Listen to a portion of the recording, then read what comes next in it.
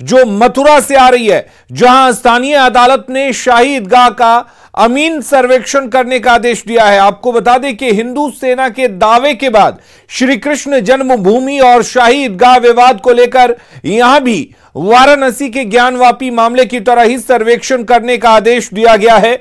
वहीं कोर्ट ने मामले की अगली सुनवाई के लिए 20 जनवरी की तारीख तय की है। साथ ही अमीन को इससे पहले संबंधित रिपोर्ट कोर्ट में जमा करने का निर्देश दिया है। वादी के अधिवक्ता शैलेश दुबे के अनुसार दिल्ली निवासी हिंदू सेना के राष्ट्रीय अध्यक्ष विष्णु गुप्ता और उपाध्यक्ष सुरजीत सिंह यादव ने 8 दिसंबर को सिविल जज सीनियर डिवीजन की न्यायाधीश सोनिका वर्मा की अदालत में दावा किया था।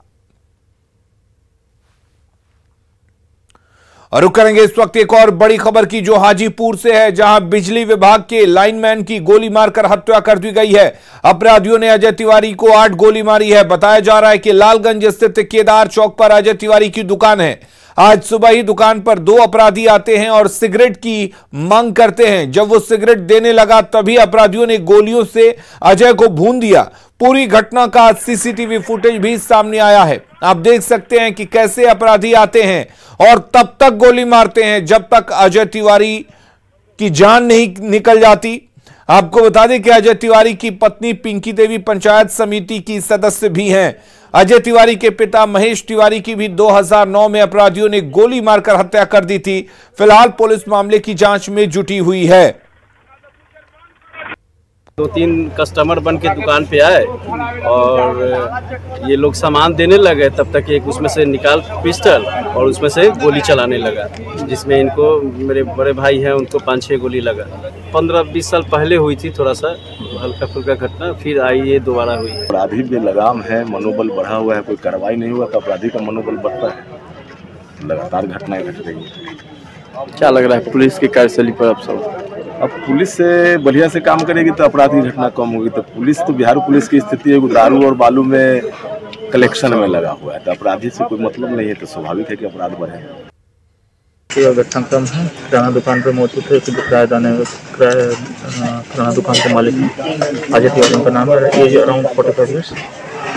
2 लोग घुसे हैं दुकान में और उनके मल्टीपल राउंड्स ऑफ फायरिंग किए, जिसमें इंजरी हुई, जो कि उसकी डेथ हो गई। बॉडी का पोस्टमार्टम करा दिया गया। सीसीटीवी फुटेज हमारे हाथ लगा है। एफएसएल टीम यहाँ पर है, टीम बनाई जा रही है और बहुत जल्दी इसको क्रैक कर जाएगी। और प्रफुल्ल हमारे साथ जुड़े हुए हैं। प्रफुल्ल, जिस तरह से ये सीसीटीवी फुटेज सामने आया है उसमें देखकर साफ लगता है कि अपराधी कितने बेखौफ हैं, जो दिन दहाड़े घुसते हैं और इस तरह से एक के बाद एक 7-8 फायरिंग करते हैं। क्या कह रही है पुलिस इस पूरे हत्या की वारदात को लेकर? जी देखिए, मैं बता दूं आपको कि ये अपराधी कहीं ना कहीं पूरी तरह से बेखौफ है और जिसकी जो तस्वीर है वो कल शाम से ही देखने को मिल रही है। इसी इलाके में मैं कहूं तो इस रोड में, लालगंज हाजीपुर रोड में ही कल देर शाम हरौली बाजार में एक स्वर्ण व्यवसायी से की गोली मारकर उससे लाखों की लूट कर ली जाती है और सुबह होते होते किराना दुकानदार के दुकान में घुसकर उस किराना दुकानदार के दुकान के जो मालिक थे अजय तिवारी, उनकी हत्या कर दी जाती है। तो कहीं ना कहीं अपराधियों का मनोबल जो है वो फिर से बढ़ने लगा है और अपराधी जो है वो इस तरह की वारदात को अंजाम दे रहे हैं। एसपी से मेरी बात हुई, उन्होंने स्पष्ट तौर पर कहा है कि सीसीटीवी फुटेज हाथ लगाए और सीसीटीवी फुटेज के आधार पे मामले की तह तक पहुंचने का प्रयास पुलिस कर रही है। हालांकि एसपी ने यह भी बताया है कि मामले का उद्भेदन जल्द कर दिया जाएगा, क्योंकि एक मामला कहीं ना कहीं जमीन से जुड़ा हुआ मामला उन्होंने बताया है कि इस मामले की जो पुलिस है इस मामले की तह तक लगभग पहुंच चुकी है और सिर्फ इसका खुलासा करना बाकी है। तो ऐसे में देखना होगा कि कब तक पुलिस जो हत्या में शामिल जो दोनों अपराधी थे उनकी पहचान कर पाती है, उनकी गिरफ्तारी हो पाती है। ये एक बड़ा सवाल है। लेकिन अजय तिवारी के पिता की 2009 में हत्या कर दी गई थी, अब आज अजय तिवारी की हत्या कर दी गई है। क्या इसके पीछे की वजह बताई जा रही है? पुलिस क्या कह रही है हत्या की वजहों को लेकर, और क्या अपराधियों की पहचान हो पाई है? जी देखिए, अभी तक अपराधियों की पहचान नहीं हो पाई है, लेकिन खुद एसपी पहुंचे थे, मृतक के घर पे पहुंचे थे, क्योंकि लोग आक्रोशित हो गए थे और लोगों ने सड़क जाम कर दिया था। वहां पहुंचकर एसपी ने ये दावा जरूर किया है मृतक के परिजनों से कि पुलिस जो है अपराधियों की पहचान लगभग कर चुकी है और जल्द ही उन लोगों को गिरफ्तार करेगी। लेकिन मैं आपको बता दूं कि अजय तिवारी थे, उनके पिता की भी हत्या गोली मार के ही हुई थी और उस समय भी जो था वो कुछ जमीनी विवाद का मामला सामने आया था, एसपी भी ये लगभग ये मान रहे हैं कि इस मामले में भी कुछ ऐसा ही मामला है। एक युवक का नाम इसमें सामने आ रहा है जो लगभग 6 महीना पहले जेल से छूट कर आया है और उस पर ही पुलिस का शक है, जिसकी पहचान करने के लिए और जिसकी गिरफ्तारी के लिए पुलिस टीम गठित कर दी गई है एसडीपीओ सदर के नेतृत्व में, और लगातार जो है वो दबिश दी जा रही है। लेकिन कहीं न कहीं पुलिस की कार्यशैली और पुलिस की गश्ती पर बड़ा सवाल खड़ा होने लगा है कि इस तरह की घटना। प्रफुल्ल, हम सीसीटीवी फुटेज लगातार दिखा रहे हैं स्क्रीन पर, उसमें दिख रहा है कि 2 अपराधी आते हैं, लेकिन उस दुकान में एक तीसरा शख्स भी दिख रहा है जिसको अपराधी छूते तक नहीं है, नुकसान तक नहीं पहुंचाते हैं। जी बिल्कुल, अपराधियों का मोटिव जो था वो साफ मोटिव था कि अजय तिवारी की हत्या करना ही उनका मकसद था। क्योंकि जिस समय अजय तिवारी पर हमला अपराधियों ने किया, उस वक्त एक और व्यक्ति वहां मौजूद था, उसे अपराधियों ने कोई नुकसान नहीं पहुंचाया। इतना ही नहीं, अपराधी एक बार जब गोलीबारी करके चले जाते हैं, फिर दोबारा आकर अजय तिवारी पर ताबड़तोड़ फायरिंग करते हैं, तो अपराधी कहीं न कहीं ये निश्चित करने आए थे कि अजय तिवारी की हत्या करनी है और उसी को लेकर इस घटना को अंजाम दिया गया है। तो कहीं न कहीं ये मामला जो है वो आपसी रंजिश का भी नजर आ रहा है, जिसको लेकर पुलिस जो है पूरे मामले की तहकीकात में जुटी हुई है। जी, परिवार का क्या कुछ कहना है, ये पता चल पाया है? फिलहाल देखिए, परिवार के लोगों से मेरी बात हुई। परिवार के लोगों का स्पष्ट तौर पे ये कहना था कि अभी किसी से दुश्मनी सामने नहीं है। पिछले कुछ महीनों की बात करें तो अभी तक कोई ऐसी दुश्मनी सामने नहीं आई है। चलिए प्रफुल्ल, आप नजर बनाए रखिए, हम लगातार आपसे जानकारी लेते रहेंगे। फिलहाल के लिए बहुत शुक्रिया। इधर पूर्णिया के फातिमा हॉस्पिटल में करीब 40 घंटे के बाद आज आयकर विभाग की रेड खत्म हुई। आयकर विभाग की छापेमारी गुरुवार से ही चल रही थी। सूत्रों के अनुसार फातिमा अस्पताल के मालिक तनवीर आलम और निखत फातिमा के पास से 1 करोड़ से अधिक नकद और भारी मात्रा में गहने जब्त हुए हैं। मौके से ज्यादा जानकारी दे रहे हैं संवाददाता कुमार प्रवीण। पूर्णिया के फातिमा हॉस्पिटल में पिछले 40 घंटे से चल रही आयकर विभाग की छापामारी समाप्त हो चुकी है और आप देख सकते हैं कि यही वो फातिमा हॉस्पिटल है जहां पर कि गुरुवार से लगातार छापामारी चल रही थी। एडीआई के नेतृत्व में 40 अधिकारियों और सुरक्षा बलों की टीम यहां पर मौजूद थी, जो 40 घंटे तक लगातार छापामारी की। और जानकारी मिल रही है कि छापामारी में जमीन के कई दस्तावेज, गहने और करीब 1 करोड़ रुपये बरामद हुआ है। हालांकि आयकर विभाग की टीम के द्वारा इसकी पुष्टि नहीं की गई है, मीडिया को किसी भी तरह की जानकारी नहीं दी गई है। आयकर विभाग की टीम यहां से वापस लौट चुकी है। बहरहाल देखना है कि आगे आयकर विभाग की टीम क्या खुलासा करती है। कुमार प्रवीण, न्यूज़ 18 पूर्णिया। और बड़ी खबर का रुख कर लेते हैं। बेतिया से बड़ी खबर आ रही है, जहां पर सीलिंग की परती जमीन को लेकर फायरिंग हुई है। पर्चाधारी 5 महिलाओं को गोली मारी गई है। सभी को इलाज के लिए जीएमसीएच लाया गया है। 1985 में सरकार की ओर से मिला था जमीन का पर्चा और जमीन जोतने का विरोध करने पर गोली मारी गई है। जगदीशपुर थाने के नकटी पटेरवा गांव की यह घटना बताई जा रही है। जमीन को लेकर कोर्ट में मामला भी चल रहा है। भागलपुर में पुलिस की लापरवाही की तस्वीर देखने को मिली है। कोतवाली थाना के खलीफाबाग चौक के पास पुलिस की जीप डिवाइडर से टकरा गई, जिसके बाद डिवाइडर हवा में उड़कर दूसरी तरफ से आ रहे एक बाइक सवार पर जा गिरा। लेकिन पुलिसकर्मी घायल युवक को मदद करने के बदले उसे उठाने तक की जहमत नहीं की।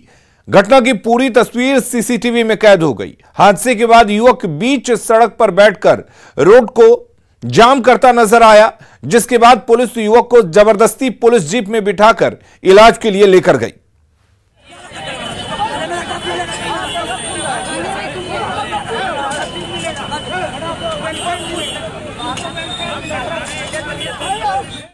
बीएसएससी पेपर लीक मामले को लेकर ईओ ने केस दर्ज कर कार्रवाई शुरू कर दी है। स्टैटिक मजिस्ट्रेट के बयान पर आर्थिक अपराध इकाई ने केस दर्ज कर कार्रवाई शुरू कर दी है। मोतिहारी के एक शख्स को हिरासत में लिया गया है। कहा जा रहा है कि बीएसएससी का पेपर मोतिहारी से ही वायरल हुआ था। वहीं आर्थिक अपराध इकाई नामजद आरोपियों का खुलासा नहीं करना चाहती है। शुक्रवार को लीक हुए बीएसएससी पेपर कांड की जांच आर्थिक अपराध इकाई की टीम ने शुरू कर दी है। इस पूरे मामले में आर्थिक अपराध इकाई की टीम ने एक एफआईआर लॉन्च किया है, जिसमें 2 लोगों को नेम्ड एक्यूज्ड बनाया गया है। आर्थिक अपराध इकाई के अधिकारियों से न्यूज़ 18 की बातचीत हुई है और उसमें यह बताया गया है कि क्वेश्चन पेपर जो है वो मोतिहारी से वायरल हुआ है।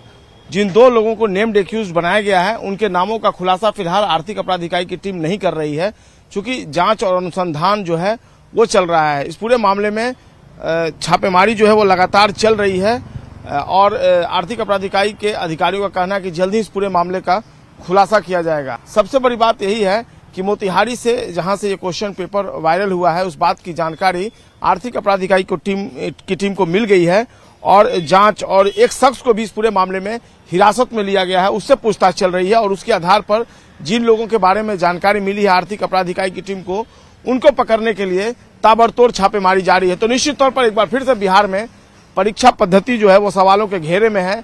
बीपीएससी पेपर लीक कांड सबको याद होगा कि किस तरीके से उस पूरे मामले में आर्थिक अपराध इकाई की टीम ने कार्रवाई की थी, कई लोग गिरफ्तार किए गए और पूरे मामले में जांच अब भी चल रही है। और इधर बीएसएससी पेपर लीक कांड की बात सामने आई है, जांच चल रही है, देखना होगा कौन से लोग इसमें इन्वॉल्व थे। क्वेश्चन पेपर को बाहर नहीं निकलना था एग्जामिनेशन सेंटर के, उसके बावजूद 1 घंटे के बाद क्वेश्चन पेपर जो है वो सब जगह निकल गया, आ गया, कई परीक्षार्थियों के व्हाट्सएप पर आ गया और फिलहाल इस पूरे मामले में अब क्या कुछ निकल कर आता है इस पर सबकी निगाहें टिकी हुई हैं। कैमरा पर्सन अजय दुबे के साथ संजय कुमार, न्यूज 18 पटना। और बीएसएससी पेपर लीक कांड में एक तरफ जहां आर्थिक अपराध इकाई की टीम जांच कर कार्रवाई शुरू कर चुकी है, वहीं इस पूरे मामले पर बिहार के शिक्षा मंत्री चंद्रशेखर ने कहा है कि परीक्षा शुरू होने के 1 घंटे बाद पेपर वायरल हुआ है, ऐसे में इसे लीक कैसे माना जा सकता है। शिक्षा मंत्री ने केंद्र सरकार के नियमों का हवाला देते हुए बताया कि 1 घंटे बाद पेपर वायरल को लीक नहीं माना जा सकता है। उन्होंने कहा कि शिक्षा विभाग पूरे मामले की जांच कर रहा है और दोषियों के खिलाफ कार्रवाई की जाएगी। पत्र कब लीक हुए, एग्जाम कब शुरू हुआ, तो ये संपूर्ण मामले की जांच हमारी शिक्षा विभाग कर रही है और इस जांच के उपरांत अगर कोई दोषी पाए जाएंगे तो कार्रवाई होगी। एक कॉन्स्पिरेसी है, बदनाम करने की एक साजिश भी लगती है। पहले तो उसका टाइमिंग क्या है ये हमको खुद पता नहीं है कि किस टाइम में प्रश्न पत्र लीक हुए हैं। अगर एग्जाम शुरू होने के 1 घंटा के बाद प्रश्न पत्र लीक होते हो उसका कोई मतलब नहीं। बीजेपी प्रदेश अध्यक्ष संजय जायसवाल ने एक बार फिर शराबबंदी को लेकर सीएम नीतीश कुमार को निशाने पर लिया है। संजय जायसवाल ने कहा कि वे लोग शराबबंदी के पक्षधर हैं, लेकिन सरकार जिस तरह से शराबबंदी को लेकर असफल है उस पर सवाल उठ रहे हैं। आज कोई ऐसा मोहल्ला नहीं है जहां शराब नहीं मिल रही है। हम लोग शराबबंदी का समर्थन करते हैं, लेकिन वह शराबबंदी होनी चाहिए। शराब हर मोहल्ले में बिक रहा है। आज एक बार ड्रोन कैमरा निकला, आप लोग सब पत्रकार जो जिस मोहल्ले में गया वहीं पे शराब बिक रही है। तो यह बिना शासन के मर्जी से नहीं हो सकती है और गृह मंत्री के नाते नीतीश कुमार इन सारे जाली शराबों के जिम्मेवार हैं और हर हालत में उन्हें मदद करनी चाहिए। मोतिहारी के रामगढ़वा थाना के नरीरगिरी में ईंट भट्टा की चिमनी में ब्लास्ट में 8 लोगों की जान जा चुकी है, वहीं कई लोग अभी भी घायल हैं। ब्लास्ट मामले की जांच को लेकर डीएम ने 3 सदस्यीय टीम का गठन किया है। अपर समाहर्ता रैंक के 3 अधिकारी ब्लास्ट की जांच करेंगे। एसडीआरएफ की टीम मलबा हटाने के काम में जुटी हुई है। वहीं सीएम नीतीश ने मृतक के परिजनों के लिए 4-4 लाख रुपए मुआवजे का ऐलान किया है। वहीं मोतिहारी में चिमनी ब्लास्ट पर पीएम मोदी ने भी दुख जताया है। पीएम मोदी ने ट्वीट किया है कि मोतिहारी में एक ईंट भट्टे में हुए हादसे में लोगों की मौत से व्यथित हूं। शोक संतप्त परिवार के प्रति मेरी संवेदना। घायलों के जल्द स्वास्थ्य होने की ईश्वर से प्रार्थना करता हूं। पीएम एनआरएफ से प्रत्येक मृतक के परिजनों को 2 लाख रुपए और घायलों को 50,000 रुपए की अनुग्रह राशि दी जाएगी।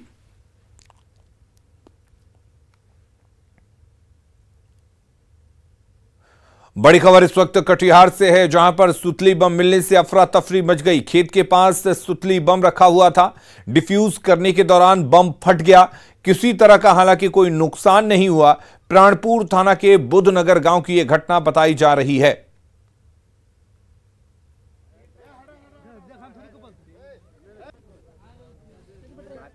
बाढ़ अनुमंडल के उच्च माध्यमिक विद्यालय दरवेशपुरा के मैट्रिक के 10 छात्र स्कूल के प्रिंसिपल की लापरवाही के कारण 2023 में होने वाली मैट्रिक परीक्षा नहीं दे पाएंगे।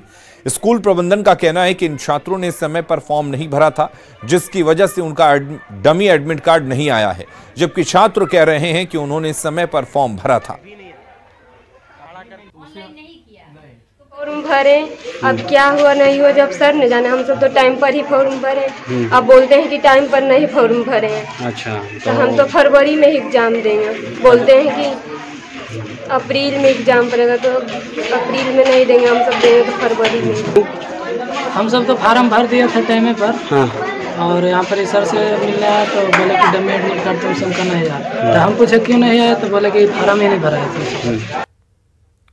और बड़ी खबर का रुख करेंगे रांची से। बड़ी खबर है, नए साल पर झारखंड हॉकी को तोहफा मिला है। झारखंड की 3 हॉकी खिलाड़ियों का चयन हुआ है। जूनियर इंडिया टीम के राष्ट्रीय कैंप में चयन हुआ है। दीपिका सोरेंग, महिमा टेटे, काजल बाड़ा का चयन किया गया है। 4 जनवरी से 15 फरवरी तक राष्ट्रीय कैंप लगेगा। बेंगलुरु में जूनियर इंडिया टीम का कैंप है।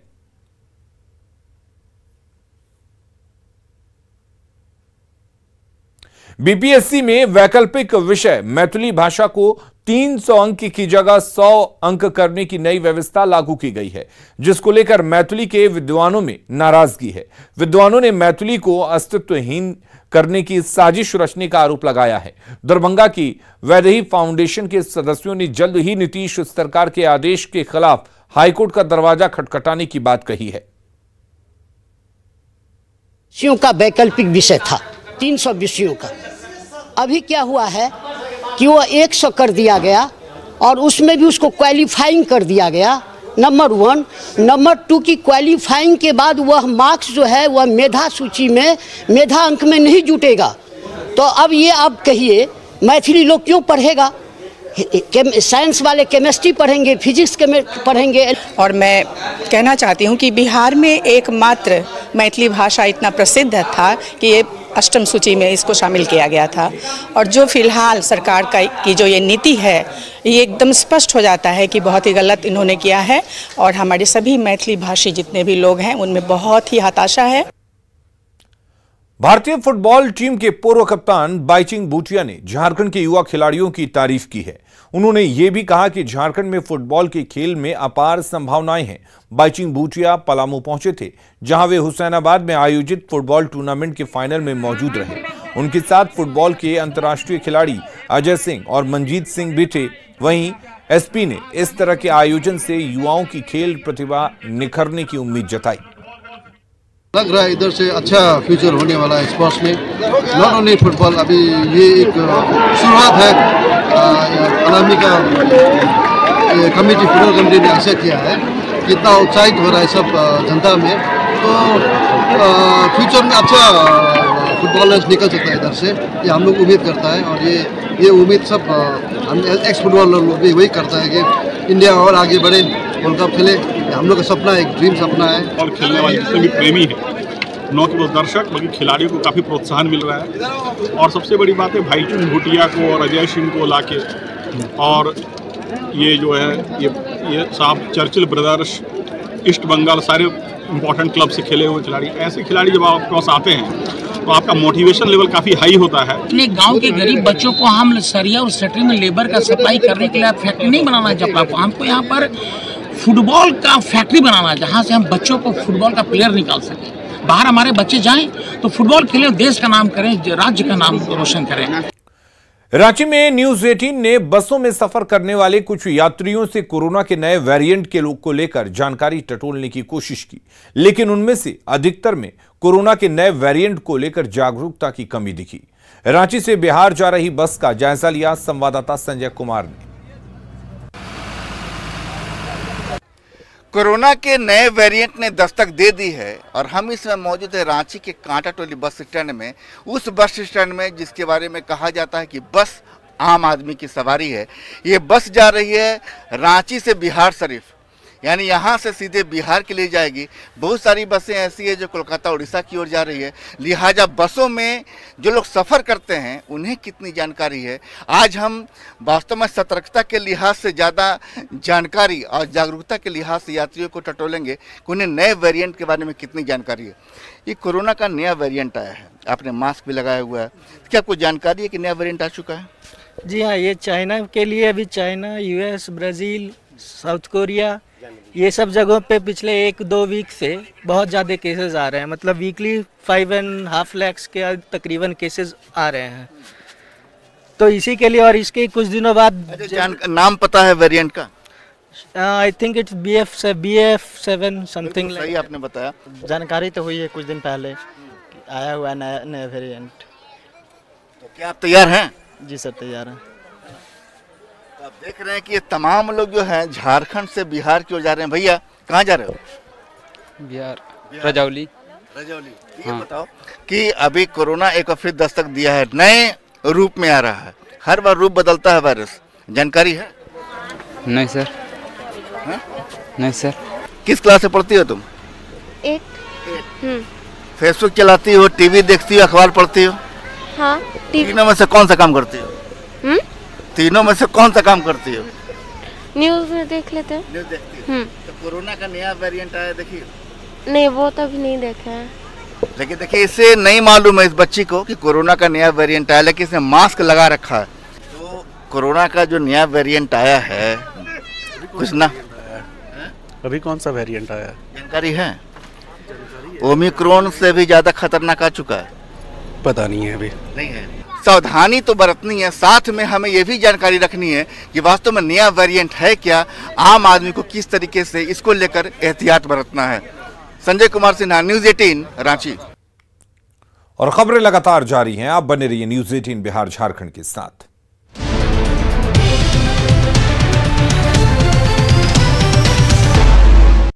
हेडलाइंस प्रेजेंटेड बाय पेट सफा आयुर्वेदिक चूर्ण, पेट सफा तो हर रोग दफा।